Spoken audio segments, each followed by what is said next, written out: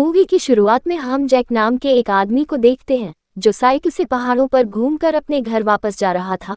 वह अपने घर पहुंचता है तो वहां पर उसकी वाइफ रोजी सीढ़ियों पर बैठकर उसे देख रही होती है। जैक उससे पूछता है कि क्या हुआ, लेकिन रोजी उसे एक हल्की सी मुस्कान देती है और बिना कुछ कहे चली जाती है। इसके बाद कहानी फ्लैशबैक में जाती है और यहाँ हम देखते हैं जैक और रोजी की एक छोटी सी बेटी भी है, ट्रिक्सी। आज ये दोनों हस्बैंड वाइफ पार्टी में जा रहे थे, इसलिए अपनी बेटी का ख्याल रखने के लिए बेबी सिटर को बुलाया था। जब वे पार्टी में जाने के लिए तैयार हो रहे होते हैं, जैक प्यार से रोजी को जूते पहनाता है। तभी रोजी बोलती है, मैं तुमसे बहुत प्यार करती हूँ। इस पल को देखकर ऐसा लगता है जैसे दोनों के बीच गहरा प्यार है। इसके बाद वह दोनों पार्टी में पहुंच जाते हैं। उनके कई दोस्त पहले से ही वहां पार्टी का आनंद ले रहे थे। सब कुछ सामान्य लगता है जब तक जॉन नाम का एक युवक पार्टी में नहीं आता है। जिस क्षण रोजी जॉन को देखती है, वह उस लड़के से फ्लर्ट करना शुरू कर देती है। फिर रोजी जॉन को वहीं पर किस करने लगती है और उन्हें ये सब करते हुए जैक खिड़की से देख रहा होता है। वह चुपचाप उन्हें सहन करता है। तभी जैक की दोस्त मैरी आती है और उसको बोलती कि तुम्हारी वाइफ का उस लड़के के साथ अफेयर चल रहा है, इसलिए तुम्हें अपनी वाइफ से बात करनी चाहिए। पर इस पर जैक उसे बोलता है कि यह उसकी लाइफ है और मैं उसकी लाइफ में इंटरफेयर नहीं करना चाहता। मैं उससे बहुत प्यार करता हूँ और मैं अपने परिवार को तोड़ना नहीं चाहता। इसके बाद जैक एक ड्रिंक लेता है और एक निजी कमरे में चला जाता है। थोड़ी देर बाद जॉन भी उसके पास आता है और उससे बातें करने लगता है। फिर जॉन जैक को बोलता है, तुम्हें मेरी और तुम्हारी वाइफ की फ्रेंडशिप से बिल्कुल भी प्रॉब्लम नहीं है, जो कि बहुत अच्छी बात है क्योंकि नॉर्मल हस्बैंड इससे बर्दाश्त नहीं करते। जैक शांत रहता है और शांति से बोलता है, मार्टिन नाम का एक आदमी था जो मेरी वाइफ के बहुत करीब था, पर 2 महीने पहले वह गायब हो गया। वह आपकी तरह ही रोजी का अच्छा दोस्त था। वह लगातार उसका पीछा करता था और एक दिन मुझे इतना गुस्सा आया कि मैंने उसे मार डाला। आज तक उसका शव किसी को नहीं मिला। जैक के शब्दों से जॉन चौंक गया। वो स्पष्ट रूप से हिल गया, लेकिन खुद को संभालने की कोशिश करता है। वो घबराते हुए कहता है, क्या तुम मुझे धमकी दे रही हो? वो बोलता है कि मुझे तुम्हारी बातों पर विश्वास नहीं है। लेकिन इस पर जैक बोलता है कि अगर तुम्हें विश्वास नहीं है तो मत करो। ये सुनकर जॉन और डर जाता है और वह पार्टी से जाने लगता है। रोजी उसे जाते हुए देख लेती है और उसे रोकने की कोशिश करती है, लेकिन जॉन बहाना बनाता है और पार्टी से बाहर निकल जाता है। पार्टी के बाद जैक और रोजी घर जा रहे होते हैं। रास्ते में रोजी पूछती है कि तुमने जॉन से क्या कहा जिससे वह चला गया। जैक झूठ बोलता है कि मैंने उससे ऐसा कुछ नहीं कहा जिससे वह चला जाए। फिर अगले दिन जब वह अपनी बेटी को स्कूल छोड़ने जाता है तो वहां पर उसे उसके फ्रेंड मिलती है। वह जैक से बोलते हैं कि तुमने लोगों को मारना शुरू कर दिया है और मुझे बुलाया भी नहीं। दरअसल कल रात जैक ने जो बात जॉन को कही थी वो अब पूरे शहर में फैल गई थी। अब ये सुनकर जैक हंसने लगता है और बोलता है कि मैं तो बस मजाक कर रहा था। हालांकि जब रोजी को जॉन के साथ जैक की बातचीत के बारे में पता चलता है कि कैसे उसने उसे डराने की कोशिश की, मार्टिन का नाम लेकर वह आग बबूला हो जाती है और गुस्से में जैक से कहती है कि तुम्हें ऐसा नहीं करना चाहिए था। जैक उसे समझाने की कोशिश करता है कि मैं उसके साथ सिर्फ मजाक कर रहा था, लेकिन रोजी उसके स्पष्टीकरण को स्वीकार करने से इनकार कर देती है और कहती है, आज रात मैं जॉन को डिनर पर बुला रही हूँ, तुम्हें उससे माफी मांगनी होगी। फिर हम देखते हैं कि जॉन डिनर के लिए जैक और रोजी के घर आता है। सभी लोग एक साथ बैठते हैं और खाना शुरू करते हैं। डिनर खत्म होने के बाद रोजी अपनी बेटी ट्रिक्सी से कहती है कि आज रात तुम्हारे पापा तुमको एक कहानी सुनाएंगे। रोजी ऐसा इसलिए कहती है क्योंकि वह जॉन के साथ अकेले कुछ निजी समय बिताना चाहती है। जैक उसके इरादों से पूरी तरह वाकिफ है, लेकिन कुछ नहीं कहता। वो ट्रिक्सी को उसके कमरे में ले जाता है, उसे कहानी सुनाता है और ट्रिक्सी के सो जाने के बाद जब वह वापस नीचे आता है तो वह देखता है कि रोजी और जॉन साथ में एंजॉय कर रहे थे। जैक को जलन होने लगती है और अपनी हताशा में वह रसोई में जाता है और जानबूझकर एक प्लेट तोड़ देता है। प्लेट टूटने की आवाज सुनकर रोजी रसोई में आती है। वह जैक से जॉन के लिए एक और ड्रिंक लाने के लिए कहती है और उसे जॉन से माफी मांगने को कहती है। जैक एक ड्रिंक उठाता है और उसे जॉन के पास ले जाता है। वह उसे ड्रिंक देता है, लेकिन जॉन जैक के हत्या वाले मजाक को लेकर अभी भी असहज है और उससे पूछता है कि क्या तुम्हें नहीं लगता कि इस बार तुम्हें उस हत्या के मजाक के लिए मुझसे माफी मांगनी चाहिए। जैक गंभीरता से जवाब देता है, मैं सॉरी क्यों कहूँ, और मैंने मार्टिन को सच में हथौड़े से मार डाला था। इसके बाद जैक बोलता है कि अगली बारी तुम्हारी है, मैंने तुम्हारे लिए हथौड़ा मंगवा लिया है। अब जॉन फिर से डर जाता है और वहां से भाग जाता है। इसके बाद हम जैक और उसके परिवार को एक अन्य पार्टी में देखते हैं जहां उनके दोस्त और कई अन्य लोग भी पार्टी में मौजूद हैं। जैक की मुलाकात मार्क नामक एक लेखक से होती है जो जैक की सबसे अच्छी दोस्त केली का पति है। मार्क अक्सर अपने काम के कारण शहर से बाहर रहता है। जैक और केली एक दूसरे के साथ समय बिताते हैं। मार्क ने बातचीत शुरू की और जैक से उसके काम के बारे में पूछा, जिस पर जैक ने जवाब दिया कि मैं अब रिटायर हो चुका हूँ, मैं यहाँ वहाँ थोड़ा बहुत काम करता हूँ, लेकिन ज़्यादातर मैं अपना समय साइकिल चलाने में बिताता हूँ। रोजी ने उनकी बातचीत सुनकर कुछ चौंकाने वाली बातें बताईं। उसने खुलासा किया जैक ने एक माइक्रोचिप विकसित किया था, जिसे सेना अपने ड्रोन सिस्टम में उपयोग करती है। यह उन्हें अविश्वसनीय सटीकता के साथ अपने लक्ष्यों को मारने में मदद करती है। ये बात पार्टी में सभी को आश्चर्यचकित कर देता है। अब हर किसी को यह एहसास हुआ कि जैक न केवल एक शांत और संयमित व्यक्ति था, बल्कि एक प्रतिभाशाली इंजीनियर और एक सफल अमीर व्यक्ति है। हालांकि जैक की सभी उपलब्धियों के बावजूद दुखद वास्तविकता यह है कि उसके जीवन में शांति और खुशी की कमी है। इसके बाद सभी लोगों डांस करते हैं। जैक अपनी सबसे अच्छी दोस्त किली के साथ हल्के फुल्के अंदाज में नाचता है, लेकिन जैक को किली के साथ नाचता देख रोजी को जलन होती है। वैसे वह कभी भी पार्क में डांस नहीं करता, जिसको देखकर उसके दोस्त भी सरप्राइज हो जाते हैं। फिर घर आते वक्त रोजी जैक से पूछती है क्या वह लड़की उसे अच्छी लगी, और वह बोलती कि अगर तुमने मुझे चीट किया तो मैं तुम्हें जान से मार दूंगी। फिर कुछ दिनों बाद वह दोनों अपनी बेटी का गेम देखने जाते हैं, जहां ट्रिक्सी और उसके स्कूल के दोस्त कर रहे थे। बच्चों को खेलते हुए देखने के दौरान जैक को उसके बैंक से एक कॉल आता है। बैंक ने उसे सूचित किया कि रोजी ने हाल ही में $3000 दूसरे खाते में ट्रांसफर किए हैं। उत्सुक और चिंतित जैक ने अधिक विवरण मांगा। उसे पता चला कि पैसे चाली नाम के बैंक खाते में ट्रांसफर किया गया था। बैंक से पता चलने के बाद कि रोजी ने पैसा एक लड़के के खाते में ट्रांसफर कर दिया गया है, जो लाइव पियानो बजाता है। जैक महसूस करता है कि रोजी को एक नया प्रेमी मिल गया है, क्योंकि जॉन ने उसे छोड़ दिया था। जैक एक शाम उसे ढूंढना शुरू करता है। जैक एक रेस्तरां में जाता है, जहां लाइव पियानो सत्र आयोजित किए जाते हैं। वो प्रवेश करता है और देखता है कि रोजी वहां संगीत में पूरी तरह से डूबी हुई है और उसे देख रही है। उस दिन के बाद से रोजी का व्यवहार बदलने लगता है। वह अक्सर रात में देर से घर आने लगती है, जिससे ये स्पष्ट हो जाता है चार्ली के साथ उसका रिश्ता गंभीर हो गया है। जैक को इससे जलन होती है और गहरी ठेस पहुंचती है, लेकिन वह उससे लड़ाई नहीं चाहता। फिर एक दिन जब रोजी रात घर नहीं आती तो उससे जैक को बहुत ज्यादा बुरा लगता है। वह अगली सुबह रोजी से पूछता कि तुमने 3000 रुपये चार्ली को क्यों दिए हैं, तो उस पर रोजी कोई जवाब नहीं देती। इसके बाद वह उसे पूछता कि तुम रात भर कहाँ थी, तुम्हारा एक परिवार है, एक 6 साल की बेटी है और जिम्मेदारियां हैं। तो रोजी बताती है कि मैं चार्ली के साथ थी, हम दोनों ने रात भर एंजॉय किया और उसने मेरी बॉडी पर निशान भी छोड़ा है। वह ये जानबूझकर करती है। वह अच्छी तरह से जानती है कि जैक ईर्ष्यालु है। रोजी को विश्वास है कि जैक उसे कभी नहीं छोड़ेगा और वह इसका फायदा उठाती है। इसके बाद हम जैक के दोस्त माइल्स के घर पर आयोजित एक पूल पार्टी देखते हैं। रोजी चार्ली को भी पार्टी में आमंत्रित करती है, और जैसे ही चार्ली आता है रोजी उससे चिपक जाती है। खुलेआम स्नेह दिखाते हुए वह उसे पार्टी में सभी से मिलवाती है और चार्ली पियानो बजाना शुरू कर देता है। रोजी सहित सभी मेहमान उत्साहित हो जाते हैं और उसके संगीत पर नाचना शुरू कर देते हैं। हालांकि जैक इन चीज़ों से असहज दिखता है, लेकिन अपनी भावनाओं के बावजूद वह चुप रहता है। फिर रात को जैक रोजी को ढूंढने की कोशिश करता है और वो कहीं नहीं मिलती। फिर थोड़ी देर बाद वो देखता है कि वह कमरे के अंदर एंजॉय कर रहे हैं। अब ये सब देखने के बाद वे बाहर आकर एक स्विमिंग पूल के पास बैठ जाता है। फिर थोड़ी देर बाद चार्ली और रोजी भी वहां पर आ जाते हैं। वो किस करने वाले होती है कि तभी वहां जैक को देखकर रोजी रुक जाती है, जिससे जैक का गुस्सा फिर से उसके अंदर उबलने लगता है। वह अपनी भावनाओं को दबाता है और चुप रहता है। तभी अचानक बारिश होने लगती है तो सभी लोगों घर में चले जाते हैं। जैक घर में प्रवेश करने वाला अंतिम व्यक्ति है। सभी लोग घर में इकट्ठा होते हैं और खाने का आनंद लेते हैं।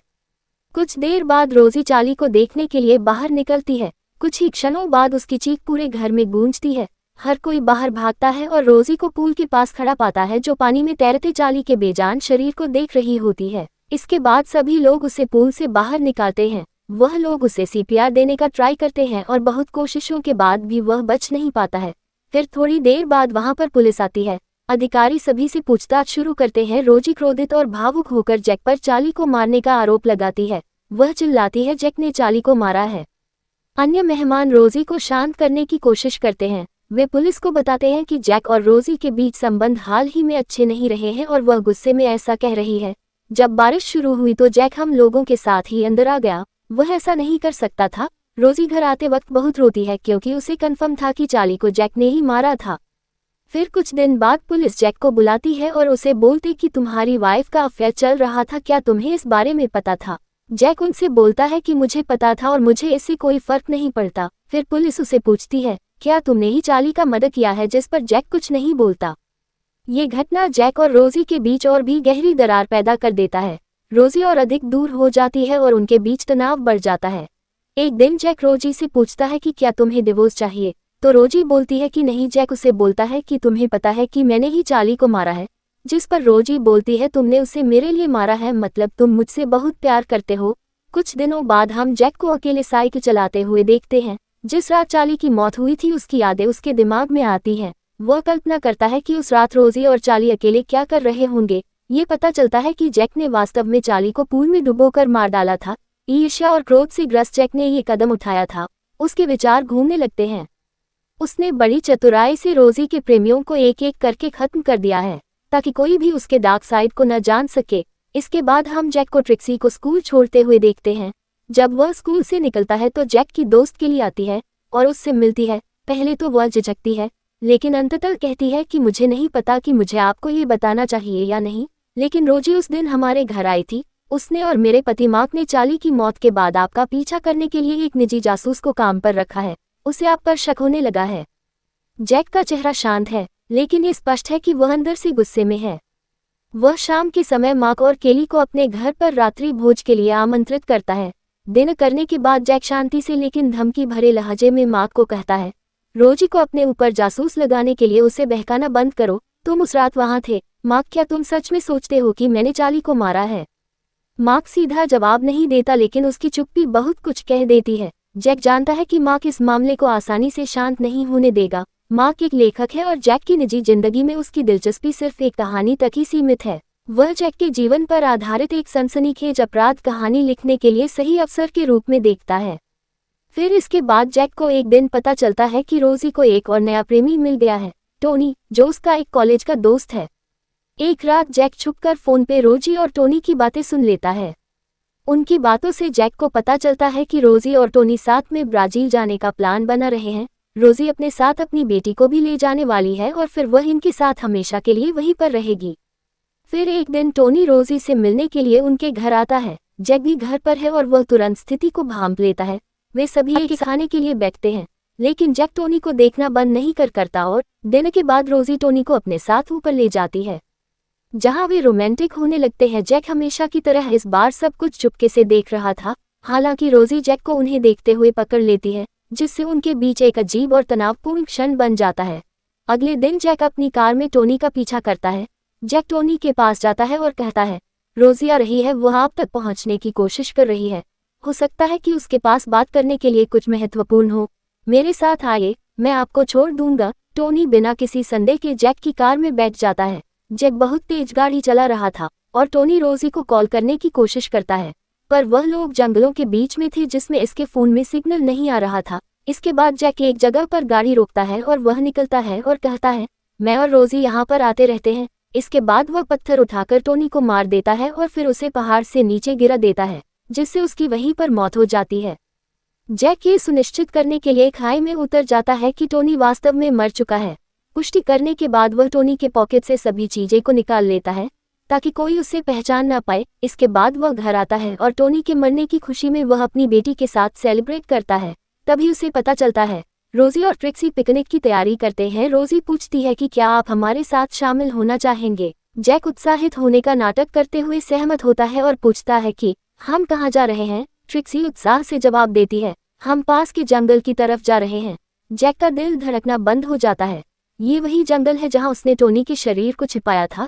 इसके बाद हम जैक को देखते हैं, जो रोजी और ट्रिक्सी के साथ जंगल के पिकनिक स्थल पर हैं। रोजी जैक की उथल पुथल से अनजान है और वास्तव में खुश दिखती है। उससे बातचीत करती है और पूछती है कि तुम अब भी मेरे साथ क्यों रहना चाहते हो, जब एक के बाद सभी लोग मुझे छोड़ रहे हैं, फिर भी तुम मेरे साथ रह रहे हो। जैक शांत रहकर रोमांटिक तरीके से जवाब देता है, मुझे नहीं पता क्यों, लेकिन मैं बस यही चाहता हूँ कि मैं अपना पूरा जीवन तुम्हारे साथ बिताऊं। वो और करीब आते हैं और कुछ पल के लिए अंतरंगता होते हैं। तभी ट्रिक्सी जैक को आवाज देती है, डैड यहाँ आइए। जैक जल्दी से उसके पास जाता है। ट्रिक्सी नदी के किनारे की ओर इशारा करते हुए कहती है कि कुत्ता उस स्थान से दूर नहीं जा रहा है। जैक उसकी निगाहों का अनुसरण करता है और भयभीत होकर जम जाता है। उसने देखा कि टोनी का शरीर, जिसे उसने सावधानी से छुपाया था, अब वह पानी के ऊपर से दिखाई दे रहा है। पास से गुजरने वाला कोई भी व्यक्ति इसे देख सकता है।